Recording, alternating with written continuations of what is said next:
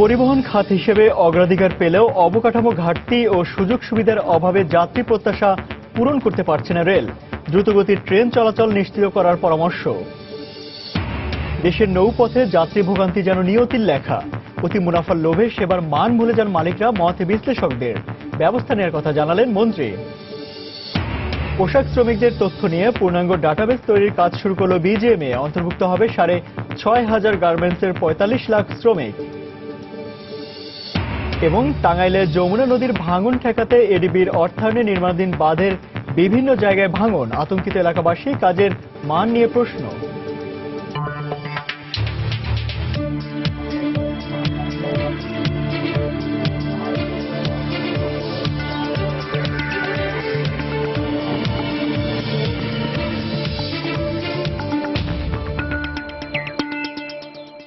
দেখছিলেন শিরোনাম। আমন্ত্রণ জানাচ্ছি দেশ ও দেশের বাইরে অর্থ বাণিজ্যের নানা খবর নিয়ে আমাদের নিয়মিত আয়োজন এই সময় বাণিজ্যে। আপনাদের সঙ্গে আছি আমি ইমতিয়াজ আহমেদ। দর্শক, অর্থ বাণিজ্যের অন্যান্য খবরের পাশাপাশি আজ আমরা আলোচনা করব দেশের ফুড, বেভারেজ এবং ফার্নিচার শিল্প নিয়ে। এ বিষয়ে কথা বলতে আজ আমাদের স্টুডিওতে উপস্থিত হয়েছেন পার্টিস গ্রুপের সিইও শৈবাল ঘোষ। শৈবাল ঘোষ, সময় স্টুডিওতে আপনাকে স্বাগত জানাচ্ছি। আমরা আপনার সঙ্গে আলোচনায় আসবো, তার আগে সংশ্লিষ্ট কিছু খবর দেখে আসি। Thank you so much. শুরুতেই বাজেট প্রসঙ্গ।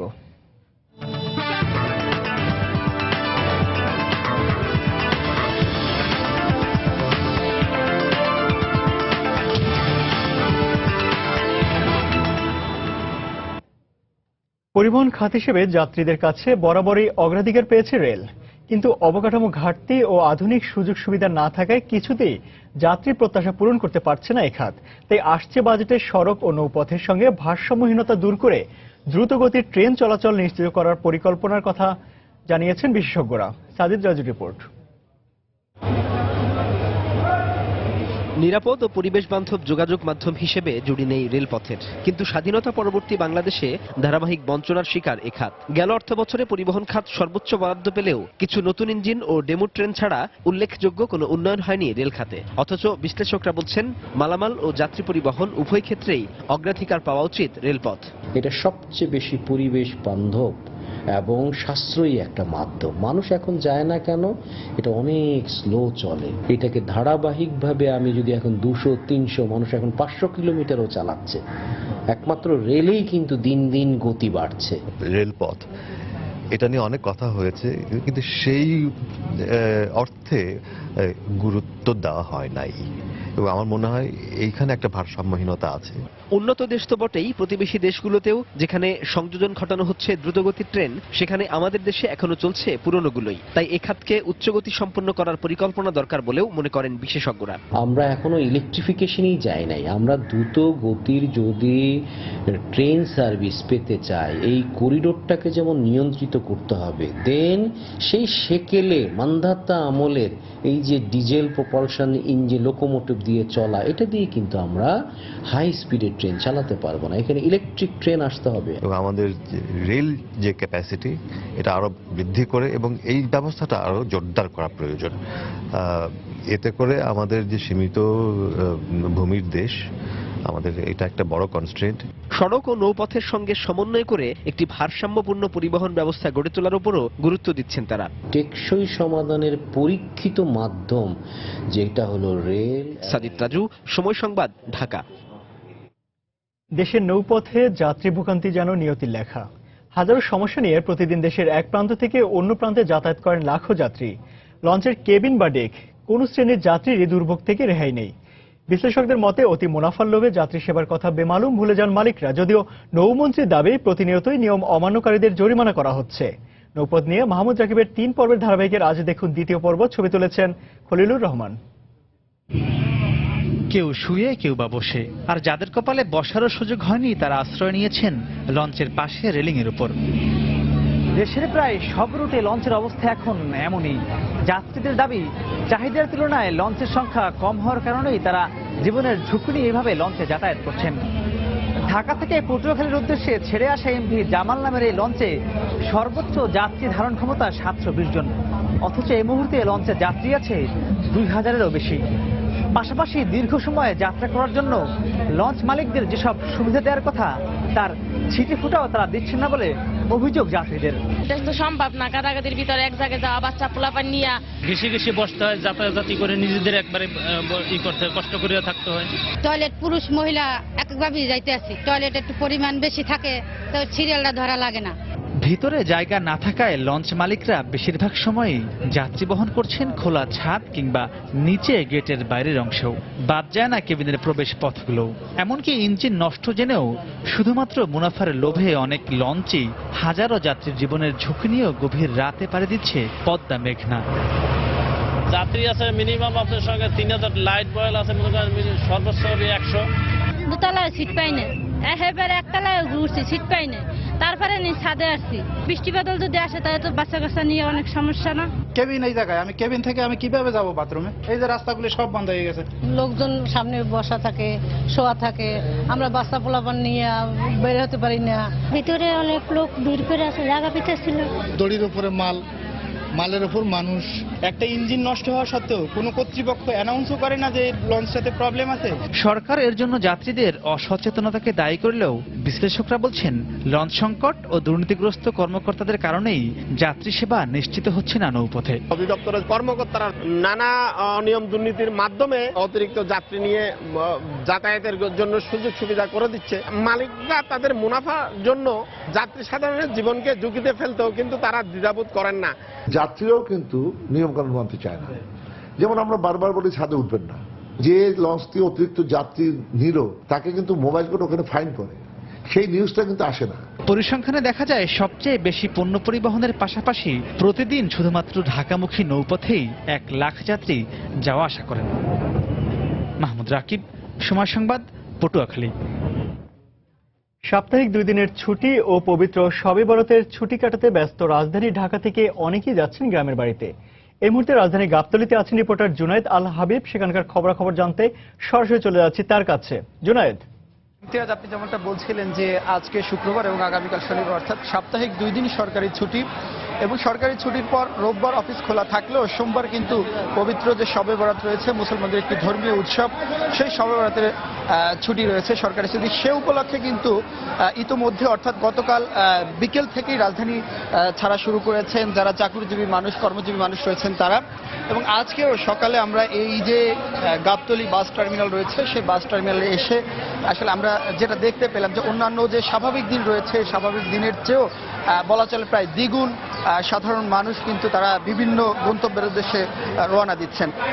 ইমতিয়াজ, আপনাকে বলে রাখি এখানে আসলে যারা বিভিন্ন গন্তব্যে যাচ্ছেন নিজ নিজ গ্রামের বাড়িতে, আপনি জানেন যে আসলে আমরা বাঙালি যারা রয়েছি তারা কিন্তু একটু উৎসব মুখর বা বিশেষ করে ঢাকা শহরে যারা থাকি, ইট পাথরের এই নগরীতে আমাদের যে যান্ত্রিক জীবন, একটু ছুটি একটু অবসর পেলেই কিন্তু আমরা ছুটে চলি গ্রামের পানে। ঠিক সেই গ্রামের পানে ছুটে চলাই কিন্তু চলছে এই গাবতলী বাস টার্মিনাল। শুধু গাবতলী নয়, ইমতিয়াজ সকালবেলা আমি মহাখালীতে গিয়েছিলাম, একই অবস্থা। যাত্রাবাড়িতে খবর নিয়েছি, সেখানকারও কিন্তু গাবতলী একই অবস্থা, যে মানুষের একটু ভিড় কিন্তু ক্রমান্বয়ে বাড়ছে আজকে এই ছুটিকে উপলক্ষে। সাধারণ মানুষ যেটা বলছেন যে তারা যেই ছুটিটা পেয়েছেন গ্রামে যাদের মা বাবা রয়েছে, আত্মীয় স্বজন রয়েছে, তাদের সাথে আসলে একটু সময় কাটাবেন। বিশেষ করে শবে বরাত আপনি জানেন যে রুটি পায়েস খাওয়ার যে একটা বাঙালির অভ্যাসে পরিণত হয়েছে, সেই রুটি পায়েসও খাওয়ার অনেকে ইচ্ছে পোষণ করেছেন যে পরিবারের সাথে তারা এই উৎসবটা কাটাবেন।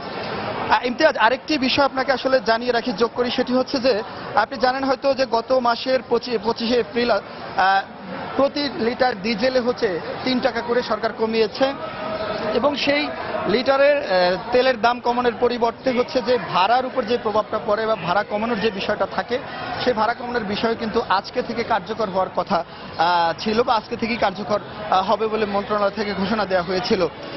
সেক্ষেত্রে আপনাকে বলে রাখি যে প্রতি কিলোমিটার ভাড়া কমানো হয়েছে 3 পয়সা করে কমানো হয়েছে।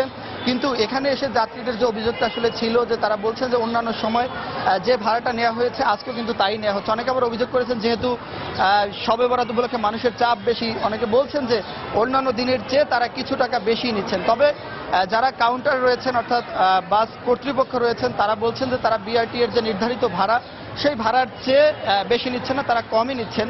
তবে হয়তো অন্যান্য দিনের চেয়ে তারা একটু বেশি নিচ্ছেন বলেও কিন্তু অনেকে স্বীকার করেছেন। তো সবকিছু মিলিয়ে ইমতিয়াজ বাড়ি ফেরা মানুষের যে খবরাখবর এবং ভাড়া কার্যকরের যে বিষয়টি এই গাবতলী টার্মিনাল থেকে এই ছিল আমার হাতে সবশেষ।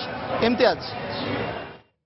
দর্শক, সপ্তাহের 2 দিনের ছুটি ও পবিত্র শবে বরাতের ছুটি কাটাতে ব্যস্ত রাজধানী ঢাকা থেকে অনেকেই যাচ্ছেন গ্রামের বাড়ি। আর সেই খবরাখবর জানাতে আমাদের সঙ্গে গাবতলী থেকে সরাসরি যোগ দিয়েছিলেন জুনায়েদ আল হাবিব।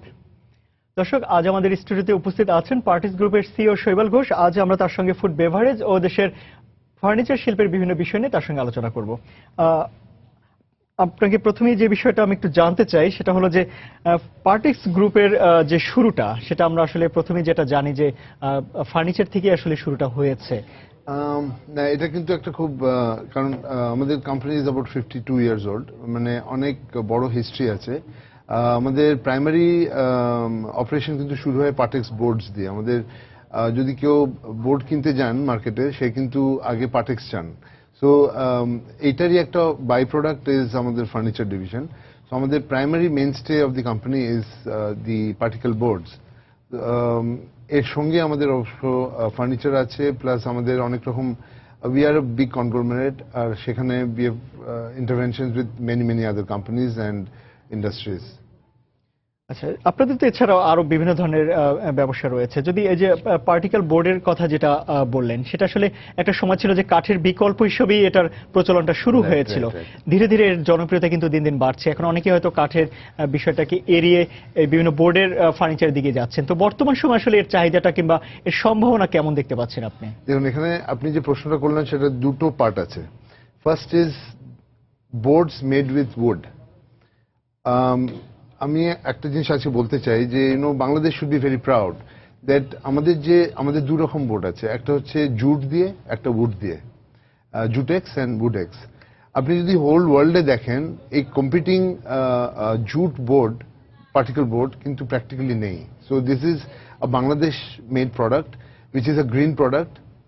ইচ বোর্ড যে আমরা তৈরি করি, ওইটা কিন্তু আমরা গাছ কেটে তৈরি করি না, জুট দিয়ে তৈরি করি, which is a local product. আর it's a fire retardant, it is antitoxic, non toxic, non emissive, so equally strong if not stronger than wooden boards.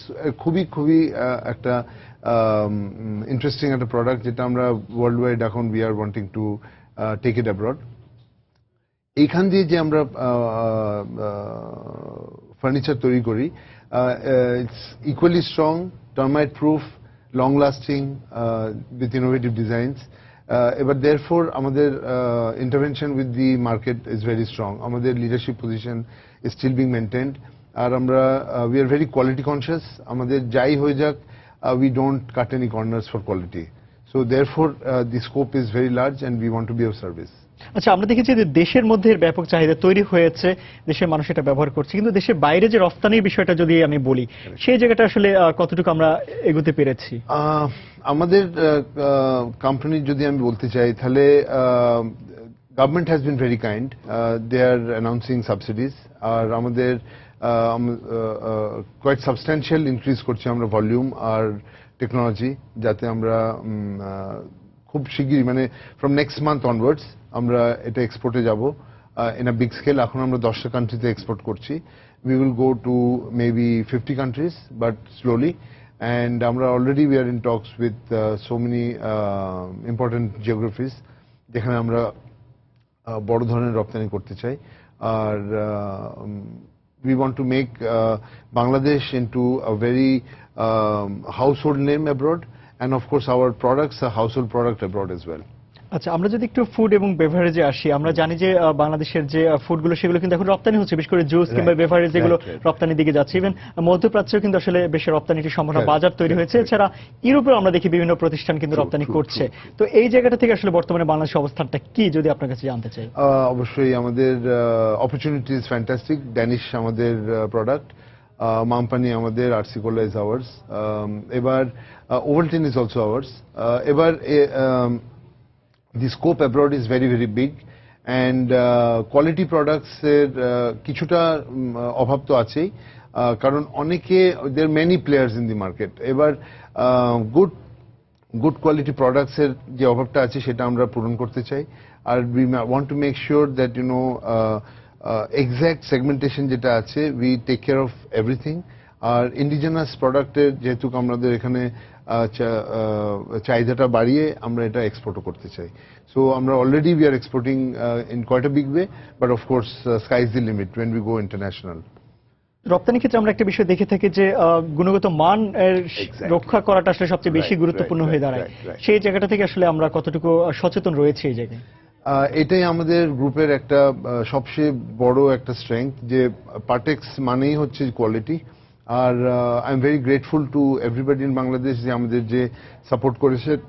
R in fact তারা যে জানেন যে Partex will not cut any corners if it is a Partex product, quality is significant and we ensure that. তাই জন্যে এই যে একটা দায়িত্ব আমাদের মধ্যে আছে, তো আমাদের যেই প্রোডাক্টটাই আমরা আনি, আমাদের প্রথমে R&D চলে, আর যা মেশিনস নিয়ে আসি, যা সিস্টেমস নিয়ে আসি, first is related to quality and we will not compromise on that. So আমরা যদি একটা কোনো প্রোডাক্ট নিয়ে আসি, you can be rest assured it is not only international but of top quality. So that is something which is absolutely taken care of. যেটা বলছিলেন যে কিছু পণ্যের আপনারা শুধুমাত্র ইন্টারন্যাশনাল চিন্তা করে করেন, আপনারা গুণগত মানটা বজায় রাখার চেষ্টা করেন। আমরা দেখেছি দু একটি বিচ্ছিন্ন ঘটনা এরকম ঘটেছে, অনেক প্রতিষ্ঠিত প্রতিষ্ঠানের দেশের মধ্যে যে পণ্যগুলো ব্যবহার করা হয় কিংবা সেখানে গুণগত মান রক্ষার বিষয়ে তারা অনেকটা সচেতন ছিলেন না, হয়তো রপ্তানি ক্ষেত্রে তারা এটা গুণগত মান রক্ষা করেন। সেই জায়গাটা থেকে আপনার প্রতিষ্ঠান কতটুকু সচেতন দেশের বাজারের মধ্যে? টোটাল যেমনি আমি বললাম যে Partex stands for quality, Partex stands for service, আর we do our best to make sure যে কোনো রকম গ্যাপ যাতে না থাকে। ইনফ্যাক্ট আমাদের যদি মিল্ক প্রোডাক্টস আপনি দেখেন, আমাদের যে মিল্ক প্রডিউসিং যে cows, they were flown in straight from Australia and New Zealand, আর এখানে আমাদের বাংলাদেশে তাদের মানে খুব ভালো ফেসিলিটিতে রাখা হয়। আর to make sure that when we talk about milk, it is the purest form of milk যেটা আমাদের বাড়িতে যায়, কারণ বাচ্চারা খায়, আমাদের বাচ্চারা খায়, and আমাদের বাড়ির লোকজনরা খায়। So we don't compromise on that. So we make sure that কোনো রকম গুণগত মানে কোনো রকম যাতে আঁচ না আসে, কারণ that is our moral responsibility. এর বাইরে even if it's not about profit, it is about being of service and being a part of the family, your family, my family, and to make sure that we are aware আর আমাদের যে কোনো রকম যাতে আমরা compromise না করি। খাদ্যের গুণগত মান রক্ষা করাটা তো সবচেয়ে বেশি গুরুত্বপূর্ণ। অ্যাবসলিউটলি। আচ্ছা, আমরা জানি যে আপনার যে প্রতিষ্ঠান এখানে আসলে স্টিল কিংবা গার্মেন্টস সেক্টরের সঙ্গেও অনেক আপনারা জড়িত আছেন, সেখানে গার্মেন্টস শিল্পের সঙ্গেও যুক্ত হয়েছে, ডেনিম সঙ্গেও পার্টিস গ্রুপ রয়েছে। তো বর্তমানে আমাদের দেশের মধ্যে যে ফ্যাশন ট্রেন্ড চলছে, সেই কথা চিন্তা করে আসলে কোনো ব্র্যান্ড প্রতিষ্ঠা কিংবা দেশের বাইরে আমরা দেখি বাংলাদেশের গার্মেন্টসের তেমন কোনো ব্র্যান্ড আসলে প্রতিষ্ঠিত হতে পারছে না, সেই জায়গাটা নিয়ে পার্টেক্স কিছু ভাবছে কিনা? খুব ইন্টারেস্টিং কোয়েশ্চেন। আমাদের রেলুশে আমাদের fashion house, we are trying to bring the best fashion designers from abroad. আমাদের যে সামনে তো ঈদ, সো আপনি দেখবেন যে আমাদের নতুন লাইন লঞ্চ হচ্ছে। আমরা we are launching western line also এবার। অফকোর্স আমাদের তো কনভেনশনাল যে ডিজাইনস আছে সেগুলো তো আছেই। Quality design is very very important. আর গার্মেন্টস রিলেটেড যে পুরো ইন্টারভেনশন আছে, we are very very clear that খুব ভালোভাবে আমাদের এনগেজ করতে হবে এটার সঙ্গে। আর আমাদের পুরো organisation actually somehow focus towards better service towards the garment industry. আপনি যদি আমাদের পার্টিকেল বোর্ড দেখেন, the jute products, jute made particle boards, they are fire retardant. আপনি যদি আমাদের ফার্নিচার দেখেন যেটা ওই জুট প্রোডাক্ট দিয়ে তৈরি, that is of course fire retardant therefore. আমাদের ফায়ার ডোর আছে, which is holding back the fire under any circumstances. It's first UL certified door manufactured in Bangladesh. আপনি যখন এই পুরো স্পেসটা দেখেন, that we have a fashion house, সেখানে আমাদের all the furnishing and the equipment which we have fire retardant, and therefore the entire setup is secure and safe. So while fashion is high fashion and we are trying to stylize Bangladesh, similarly we want to make them safe also, a safer working environment. So puro jinishtai kintu is a strategic thought that we can be of better service to everyone. আমরা দেখে থাকি যে বাংলাদেশে যে garments কারখানাগুলো নিরাপত্তার জন্য যে ফায়ার ডোর গুলো আনা হচ্ছে এবং সেগুলো সবগুলো বিদেশ থেকে আনা হচ্ছে। তো দেশের মধ্যে যদি আপনারা এই ধরনের একটা জিনিস ভেবে থাকেন, সেটা আসলে কবে নাগাদ বাজারে আসতে পারে, কিংবা দেশের গার্মেন্টস মালিকদের জন্য আসলে সেটা কতটুকু সহায়ক হচ্ছে? আমরা অ্যাকচুয়ালি উই আর অলরেডি দেয়ার, আমাদের ম্যানুফ্যাকচারিং শুরু হয়ে গেছে। Quite a few garments manufacturers are already engaged with us. Some banks are engaged with us, যেখানে আমরা already supply আরম্ভ করেছি। Formal launching will be announced, you will get to know very soon. And of course, we are the first ever fire door manufactured in Bangladesh, which is UL certified. আর আমাদের বাইরে থেকে, বিদেশ থেকে অনেক fire ডোর এসছে, যেটা অ্যাকর্ড এয়ারলাইন্স আবার রিজেক্টও করেছে। So we are not taking any chances for the garments industry, কারণ it is the second largest in the entire world. So we'll have to make sure that কোনো রকম ব্ল্যাক স্পট না আসে, and আমাদের দিক থেকে যেটুকুনি করা সম্ভব, because we are leadership conglomerate in Bangladesh, আমাদের দিক থেকে যেটুকুনি আমরা করতে পারবো, we are trying to be help and support of the industry, and we are always at their service. গার্মেন্টসের একটা বিষয় নিয়ে কথা বলছিলাম আমরা, তো আপনি বলছেন যে বাংলাদেশে আপনারা একটি ব্র্যান্ড প্রতিষ্ঠা করার চেষ্টা করছেন। আমরা একটি বিষয় দেখে থাকি যে দেশের বাইরে বাংলাদেশে তেমন কোনো ব্র্যান্ড কিন্তু প্রতিষ্ঠা হচ্ছে না, কিংবা আমরা শুধুমাত্র পোশাক রপ্তানি করছি। তো দেশের বাইরে কোনো ব্র্যান্ড প্রতিষ্ঠার পরিকল্পনা আপনাদের আছে? যেটা আমি বলছিলাম যে রেলুশে is a product which is quite strong. আমি বলবো না the strongest, but quite strong in Bangladesh. We are trying to take it abroad. আর এবার সেটাকে বিদেশে আমরা প্রতিষ্ঠিত করতে চাইছি, কারণ most of our designers are from abroad, and the design concepts are very international. আর বিদেশে যে ডিজাইনগুলো আছে, যেগুলো আমরা হয়তো এখানে পাই না, সেই ডিজাইনগুলো প্রথমত আমি নিয়ে আসতে চাই বাংলাদেশে, যেটা নিয়ে এসেছি এই যে আপনারা দেখবেন। এবার therefore যাতে everybody has a feel of the international brand and the style and the cut and the fabric, and obviously এটা কিন্তু internationally well accepted. আমরা আস্তে আস্তে we are taking it abroad and we will try to establish it. Partex group dairy ব্যবসার সঙ্গে জড়িত আছে। আমরা জানি যে বাংলাদেশের যে ডেইরির চাহিদা রয়েছে তার প্রায় একটি বড় অংশই কিন্তু আমদানি নির্ভর। আমরা আমদানি করে আসলে মিল্ক থেকে শুরু করে অন্যান্য যে পণ্যগুলো রয়েছে আমরা আমদানি করে আসলে চাহিদা মিটিয়ে থাকি। তো সেই আমদানি নির্ভরতা কমাতে আপনার প্রতিষ্ঠান কতটুকু ভূমিকা রাখছে এবং কতটুকু ভূমিকা রাখবে বলে আপনি মনে করছেন? আমরা তো we are going full steam ahead. আমাদের ক্যাপাসিটি বিল্ড আপ হচ্ছে আস্তে আস্তে, আর overnight we did not want to do it, but as on now we are practically very high in the list of leadership, and importantly আমাদের যেহেতু কোয়ালিটিতে আমরা compromise করছি না, এভরি ডে আমাদের কিন্তু ভলিউম এসকিউ যেটা আছে সেটা কিন্তু বাড়ছে। আমাদের এভরি হাউসহোল্ড কিন্তু দে কাম অ্যান্ড লুক ফর আমাদের যে কন্ডেন্স মিল্ক আছে, আমাদের যে দুধের প্রোডাক্ট আছে, আমাদের পিওর মিল্ক যেটা আছে, they come out and look for it, কিন্তু আমাদের supply is not as per the requirements. তো আমাদের আরো বেশি ক্যাপাসিটিটা বাড়াতে হবে, তো আস্তে আস্তে আমরা করছি সেটা, আর I think we will get there very soon. আপনি জানেন যে সামনে বাজেট আসছে, তো ব্যবসায়ী হিসেবে আপনাদের অনেক দাবি থাকে, এছাড়া কিছু পরামর্শ আপনারা সবসময় দিয়ে থাকেন। যেহেতু আপনি একটি স্বনামধন্য প্রতিষ্ঠানের নেতৃত্ব দিচ্ছেন, তো আসছে বাজেটে ব্যবসায়ী হিসেবে আপনার পরামর্শ কি থাকবে? কোন বিষয়গুলো সবচেয়ে বেশি গুরুত্ব দেওয়া? খুবই ইন্টারেস্টিং কোয়েশ্চেন এটা।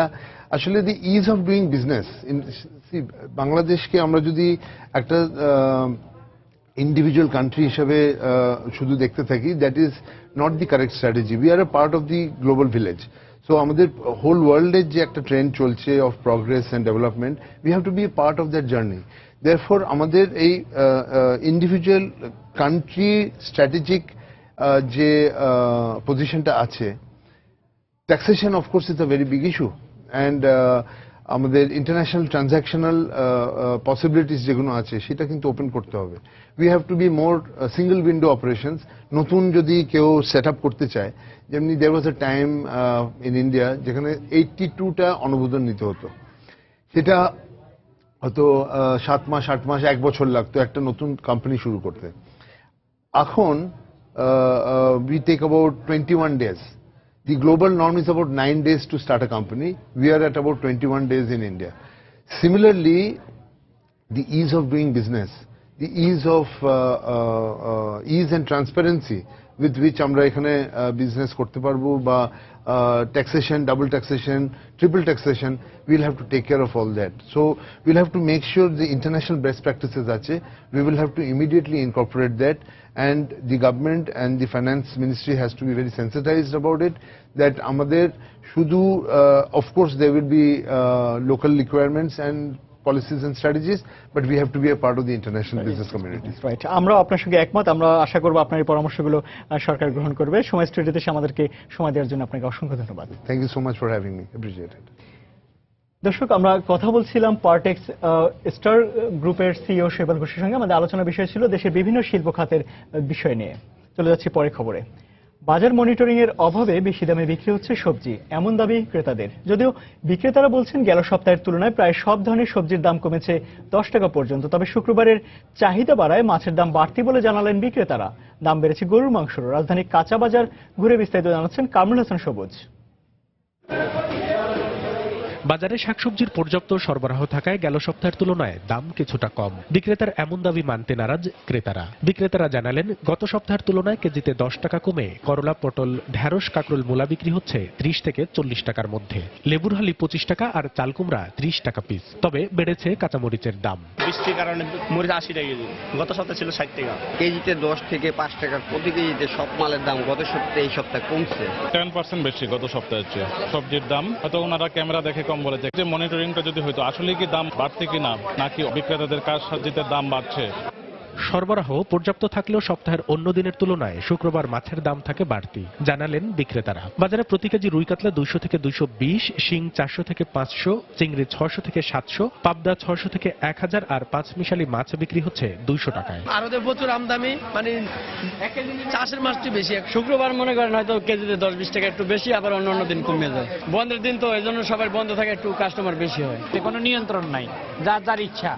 কাস্টমার মনে করেন বেশি আছে, তারা দাম বেশি করে দিল। যদি মনিটরিং হয় তাহলে তো একটু এরা একটু ইয়ে থাকবে, যে বাজারটা মনিটরিং করছে, আমি 250 টাকা মাছ 300 টাকা নিচ্ছি, কি করে নেই। মাংসের বাজারে এক সপ্তাহের ব্যবধানে কেজিতে 20 টাকা বেড়েছে ব্রয়লার মুরগির দাম। এই সপ্তাহে 180 টাকা বেচতেছে অলরেডি। ওষুধের দাম বাড়ছে, খাদ্যের দাম বাড়ছে। বাচ্চা ছিল 45 টাকা, বাচ্চা হয়েছে 65 টাকা। এই কারণে আপনার মুরগির দাম বেশি। বাজারে প্রতি কেজি খাসির মাংস 600 থেকে 650 আর কেজিতে 20 টাকা বেড়ে প্রতি কেজি গরুর মাংস বিক্রি হচ্ছে 420 টাকায়। কামরুল হাসান সবুজ, সময় সংবাদ, ঢাকা। দেশের পোশাক শ্রমিকদের তালিকা প্রণয়নের পাশাপাশি যাবতীয় তথ্য নিয়ে একটি পূর্ণাঙ্গ ডাটাবেস তৈরির কাজ শুরু করেছে গার্মেন্টস ব্যবসায়ীদের সংগঠন বিজেএমএ। সরকার নির্দেশনায় বিশেষ সফটওয়্যার মাধ্যমে প্রস্তুতকৃত এই ডাটাবেজে দেশের প্রায় 6,500 গার্মেন্টসের প্রত্যক্ষ কর্মরত 45 লাখ শ্রমিককে অন্তর্ভুক্ত করার সিদ্ধান্ত নেওয়া হয়েছে। পরবর্তীতে ক্ষতিগ্রস্ত শ্রমিকদের বীমা এবং ক্ষতিপূরণ দিতে এই ডাটাবেস জাতীয় পরিচয়পত্রের সঙ্গে সংযুক্ত করা হবে। বিস্তারিত জানাচ্ছেন কমল দে। দেশে বিজিএমইএর অন্তর্ভুক্ত 6,500 গার্মেন্টসে মোট শ্রমিকের সংখ্যা কত, কিংবা প্রতিটি গার্মেন্টসে কত শ্রমিক কর্মরত রয়েছে, নারী পুরুষের হার কেমন, তার কোনো নির্ভরযোগ্য তথ্য কারো কাছে নেই। এই নিয়ে সবচেয়ে বেশি ভোগান্তিতে পড়তে হয় ঢাকার তাজরিন ফ্যাশন এবং রানা প্লাজা। দুর্ঘটনার পর দুর্ঘটনা কবলিত ভবনে কি পরিমাণ শ্রমিক ছিল তা নিয়ে এখনো বিভ্রান্তি কাটেনি। এই অবস্থায় বিজিএমএর পক্ষ থেকে শুরু হয়েছে গার্মেন্টস ওয়ার্কার ডাটাবেস তৈরির কাজ। শ্রমিক ভাই বোনদের স্বার্থ সংরক্ষণের জন্য আমরা ডাটাবেসটা ম্যান্ডেটরি করে দিয়েছি। এটা যদি আমরা বাস্তবতার নিরিখে প্রতিফলন করতে পারি, তাইলে আমরা জানতে পারবো কোন ফ্যাক্টরিতে কতজন মহিলা ছিল, পুরুষ ছিল, কতজন শ্রমিক ছিল। রানা প্লাজা ধসের পর গার্মেন্টস শ্রমিকদের জন্য সরকারের পক্ষ থেকে ইতিমধ্যে গ্রুপ বীমা বাধ্যতামূলক করা হয়েছে। এই বীমার ক্ষতিপূরণ পেতে হলে অবশ্যই ওয়ার্কার ডাটাবেজে নাম থাকতে হবে। বেসড অন দ্যাট যত ওয়ার্কার আছে সবার পূর্ণাঙ্গ বায়োডাটা ইনক্লুডিং থাম্ব ইমপ্রেশন। এই সিস্টেমটা চালু হওয়ার পরে আমরা কিন্তু ইন্স্যুরেন্সটা গভর্নমেন্ট পেমেন্ট করবে through this identification. Without having this এটা কিন্তু কোনো ইন্স্যুরেন্স ক্লেম বা কোনো সমস্যা হলে কিছুই পাবে না। বিজিএমই এর পক্ষ থেকে দেশের সবগুলো গার্মেন্টস প্রতিষ্ঠানের মালিককে তাদের শ্রমিকদের তথ্য প্রেরণ বাধ্যতামূলক উল্লেখ করে নোটিশ দেওয়া হয়েছে। ইন ফিউচারে আমরা এটা ন্যাশনাল আইডির সাথে অ্যাডজাস্ট করে দেব। এটা দ্বারা আমরা যে কোনো সময় একটা ওয়ার্কার সম্পর্কে সমস্ত তথ্যগুলো এক জায়গাতে আমরা পেয়ে যাব। সবশেষ তথ্য অনুযায়ী চলতি মে মাস পর্যন্ত ঢাকার অন্তত 1000 গার্মেন্টস কারখানার শ্রমিকদের এই ডাটাবেজের আওতায় আনা হয়েছে। আর চট্টগ্রামে এই সংখ্যা 250। কমল দে, সময় সংবাদ, চট্টগ্রাম। টাঙ্গাইলে যমুনা নদীর ভাঙন ঠেকাতে এশিয়া উন্নয়ন ব্যাংক এডিবির অর্থায়নে নির্মাণাধীন বাঁধের বিভিন্ন জায়গায় ভাঙন দেখা দিয়েছে। এতে আতঙ্কিত হয়ে পড়েছেন এলাকাবাসী। পাশাপাশি বাঁধটি নির্মাণ কাজের মান নিয়ে ঠিকাদারি প্রতিষ্ঠানের বিরুদ্ধে অভিযোগ করেছেন তারা। তবে এ অভিযোগ অস্বীকার করেছে সংশ্লিষ্ট কর্তৃপক্ষ। কাদের তালুকদারের তথ্য ও রাশেদ খানের ছবি নিয়ে ডেস্ক রিপোর্ট। গত বছরের 24 নভেম্বর যমুনা নদীর ভাঙনের হাত থেকে রক্ষায় টাঙ্গাইল সদর, নাগরপুর ও সিরাজগঞ্জের চৌহালি উপজেলায় 7.2 কিলোমিটার বাঁধ নির্মাণের কাজ শুরু করে একটি ঠিকাদারি প্রতিষ্ঠান। এতে টাঙ্গাইল অংশে জিও ব্যাগ ফেলার কাজ প্রায় 80% শেষ হয়ে এলেও সম্প্রতি প্রচণ্ড জলোচ্ছ্বাস আঘাত হানে বাঁধটিতে। জলোচ্ছ্বাসে টাঙ্গাইল সদর ও নাগরপুর উপজেলার শাহজানি, আটাপাড়া, মারমা ও ধলাই গ্রামের প্রায় 2 কিলোমিটার এলাকা ভেঙে যায়। এই অবস্থায় চরম আতঙ্কে দিন কাটাচ্ছেন যমুনা পাড়ের বাসিন্দারা। ঘূর্ণিঝড় হয়, ঝড়ের কারণে পানি উপরে উঠে আসার কারণে এই পানি আবার যখন নিচে নেমে যায় তখন বস্তাগুলো ধসে গেছে। বন্যার আগেই মনে করেন বাংলা ধরছে, তার পরবর্তীতে কি হবো তা তার বলে আসতেছি আমরা। আমার তো আতঙ্ক হয়ে রয়েছে। যদি কাজ ভালো করতো তাহলে দেশা যেত না। আর ব্লক দেয় নাই, ব্লক দিলেই বার্তা থাকতো। এদিকে নির্মাণাধীন বাঁধে ভাঙন দেখা দেওয়ায় কাজের মান নিয়ে প্রশ্ন তুলেছেন স্থানীয়রা। তবে এই অভিযোগ অস্বীকার করেছে সংশ্লিষ্ট ঠিকাদারি প্রতিষ্ঠান ও পানি উন্নয়ন বোর্ড। ডিজাইন অনুযায়ী আমাদের কাজ হচ্ছে, আমরা খুবই আশাবাদী যে এই বছরের মধ্যে ইনশাল্লাহ আমরা টেম্পোরারি ওয়েব প্রোডাকশনের কাজ করে ফেলব। এলাকার লোক আশাবাদী ছিল, হয়তো তারা এই ঝড়ের কারণে একটু এখন দিশেহারা বা আতঙ্কিত, তবে আমরা এটা খুব অল্প সময়ের মধ্যে কাটে উঠতে পারবো ইনশাল্লাহ। কাজ শতভাগ গুণগত মান সম্পূর্ণ কাজই হয়েছে। এখানে 5 ধরনের মনিটরিং টিম কাজ করছে। এখানে কাজে আসলে নিম্নমানের কাজ করার কোনো সুযোগই নাই। এশীয় উন্নয়ন ব্যাংকের অর্থায়নে 122 কোটি টাকা ব্যয়ে বাঁধের স্থায়ী নির্মাণ কাজ 2018 সালের জুন মাসে শেষ হবার কথা রয়েছে। সময় সংবাদ, টাঙ্গাইল। বাজেটে প্রতিরক্ষা খাতে অধিক পরিমাণ বরাদ্দ দেয়াকে একপেশে বলে মন্তব্য করেছেন ট্রান্সপারেন্সি ইন্টারন্যাশনাল ও বাংলাদেশ টিআইবির চেয়ারম্যান ও মানবাধিকার কর্মী সুলতানা কামাল। বৃহস্পতিবার রাজধানীর কারওয়ান বাজারে সিএ ভবনে আয়োজিত প্রাক বাজেট আলোচনায় মন্তব্য করেন তিনি। এ সময় তিনি আরও বলেন, বিভিন্ন খাতের উন্নয়নের সঙ্গে নিরাপত্তা ও সুশাসন নিশ্চিত করতে হবে। আলোচনায় ভ্যাট আদায়ের ক্ষেত্রে এনবিআর এর সক্ষমতা বাড়ানো দরকার বলে মত দেন ব্যবসায়ীরা। আর নিত্য প্রয়োজনীয় ও বিলাসদ্রব্য বিবেচনায় খাতভিত্তিক ভ্যাট নির্ধারণের পক্ষে মত দেন অর্থনীতিবিদরা। পাশাপাশি ভ্যাট ও কর আদায়ের ক্ষেত্রে প্রচারণা বাড়ানো দরকার বলে মনে করেন তারা। তবে সর্বস্তরের সুশাসন প্রতিষ্ঠা করা গেলে বাজেটে বিভিন্ন খাতের বরাদ্দ সুষ্ঠু ও কার্যকরভাবে ব্যয় করা সম্ভব বলে মনে করেন আলোচকরা।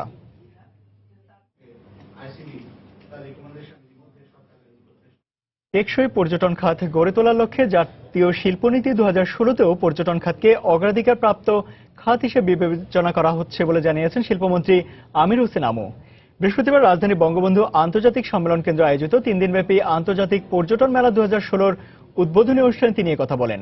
এবারে মেলায় মায়ানমার, চীন, থাইল্যান্ড সহ প্রায় 10টি দেশ অংশ নিয়েছে। বিস্তারিত জানাচ্ছেন মোস্তফা মাহবুব। কাজের অবসরে পরিবার পরিজন সহ দল বেঁধে বা একা দেশে অথবা দেশের বাইরে ঘুরতে যাওয়ার সব আয়োজন নিয়ে অংশগ্রহণকারীরা বসেছেন এখানে। নানা অঙ্কের টাকায় নানা ধরনের ভ্রমণ প্যাকেজ দিয়ে পর্যটকদের আকর্ষণের চেষ্টার কোনো কমতি নেই। 40 মিনিটসের আমরা হেলিকপ্টার ট্যুর করি, ঢাকা এয়ারপোর্ট থেকে ছাড়বো বা ঢাকা এয়ারপোর্টে এসে নামিয়ে দেব। Bangladesh is also a source market for China. 2% Coxbazaar, 2 nights, 3 days with complimentary breakfast এবং ডিনার। এখানে আসা দর্শনার্থীরাও খুঁজে ফিরছেন সামর্থ্যের মধ্যে সেরা প্যাকেজটি। তবে তাদের আগ্রহ দেশের চেয়ে দেশের বাইরেই বেশি। এক একটা স্টলে এক একটা প্রাইস দেখতেছি আর কি, তো আমরা ভেরিফাই করে আমরা যাচাই বাছাই করে যাওয়ার জন্য। রেটটা কিন্তু আমাদের নাগালের বাইরেই বলা যায়, যদি রেটটা কমানো হয় আমাদের জন্য সুবিধা হয়। ভালো কিছু পেতে হলে সামান্য কিছু বাড়তি দিতেই হয়, তো আমাদের প্রাইসটা ওই কারণে একটু বেশি। 4 nights and 5 days, 199, which is roughly about 20,000 Indian rupees for 2 couples. আয়োজকরা জানালেন প্রায় 10টি দেশের অংশগ্রহণে এবারের মেলা পর্যটকদের জন্য যোগ করেছে নতুন মাত্রা। এই প্রথম চায়না আমাদের দেশে নিজেরাই স্বপ্রণোদিত হয়ে এসছে। আমাদের লোক যেমন যাবে ওদের দেশ থেকে যেন আসে সে ব্যাপারে প্রয়াস আমাদের প্রতি বছরই থাকে। এর আগে মেলার উদ্বোধনী অনুষ্ঠানে শিল্পমন্ত্রী আমির হোসেন আমু বলেন, বরাবরের মতো এবারও 2016 এর শিল্পনীতিতে প্রাধান্য থাকবে পর্যটন খাতের। শিল্পনীতিতে এই পর্যটনকে শিল্প হিসাবে নেওয়া হয়েছিল। আমাদের এই শিল্পের যে আমাদের সম্ভাবনা, এই সম্ভাবনাটাই এতদিন তুলে ধরা হয়নি। আজকে আপনারা এই উদ্যোগ নিয়েছেন, বেশ কয়েক বছর ধরে কাজ করছেন, তার জন্য আমি আন্তরিক আপনাদেরকে ধন্যবাদ জানাই। পরে মেলার স্টল ঘুরে দেখেন মন্ত্রী। প্রতিদিন সকাল 10টা থেকে রাত 9টা পর্যন্ত চলা এ মেলা 30 টাকা টিকিটের বিনিময়ে পরিদর্শন করতে পারবেন দর্শনার্থীরা। মোস্তফা মাহবুব, সময় সংবাদ, Dhaka. Dhaka power distribution company limited ডিপিডিসির সঙ্গে কর্পোরেট চুক্তি করেছে ফার্স্ট সিকিউরিটি ইসলামী ব্যাংক লিমিটেড। বৃহস্পতিবার ডিপিডিসির কার্যালয়ে চুক্তি স্বাক্ষর হয়। এ সময় উপস্থিত ছিলেন ডিপিডিসির ব্যবস্থাপনা পরিচালক অবসরপ্রাপ্ত brigadier general Mohammad Nasrul Hasan, first security ইসলামী ব্যাংকের ব্যবস্থাপনা পরিচালক সৈয়দ ওয়াসিক মোহাম্মদ আলী, ব্যাংকটির উপব্যবস্থাপনা পরিচালক মোহাম্মদ মোস্তফা খায়ের, আব্দুল আজিজ ও প্রগতি সিস্টেমস লিমিটেডের সিইও ডক্টর শাহাদাত খান সহ ঊর্ধ্বতন কর্মকর্তারা।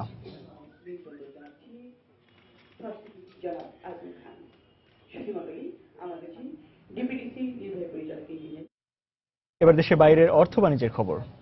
চীনা স্টিল আমদানির উপর আবারও শুল্ক আরোপ করেছে যুক্তরাষ্ট্র।